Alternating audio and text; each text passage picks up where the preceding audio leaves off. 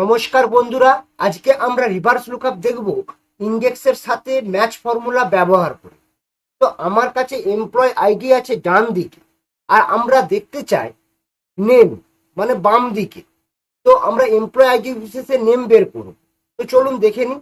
তো is equal to match, আমাদের value কি এমপ্লয় আইডি মানে লুকআপ ভ্যালু। তো এমপ্লয় আইডি সেল সিলেক্ট করে নেব, কমা, এরপর বলেছি টেবিল অ্যাড মানে লুকআপ অ্যাড। লুকআপ অ্যাডে কি employee ID range, employee ID range আমরা নিয়ে নেবো, এরপর কি এর সাহায্যে লক করে দেবো, কোমা 0 ব্র্যাকেট ক্লোজ। এরপর এই ইজ ইকুয়াল টুর পাশে আমরা ইন্ডেক্স লিখে নেব।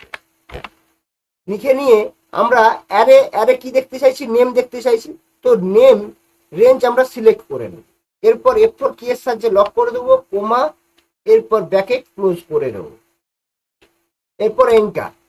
দেখুন আমার 1003 এমপ্লয় আইডি নেম হচ্ছে অনিল পাল। দেখুন 1003 এমপ্লয়ের নেম হচ্ছে অনিল পাল। এরপর যদি আমরা 1006 করে এন্টার দাবাই, দেখুন 1006 এর এমপ্লয়ের নাম হচ্ছে বিমল রয়। দেখুন বিমল রয় চলে এসেছে। আশা করি বন্ধুরা বুঝতে পেরেছেন। ভিডিওটা ভালো লাগলে লাইক শেয়ার কমেন্ট করুন, আর এ ধরনের টিপস পেতে চ্যানেলটি ফলো করুন।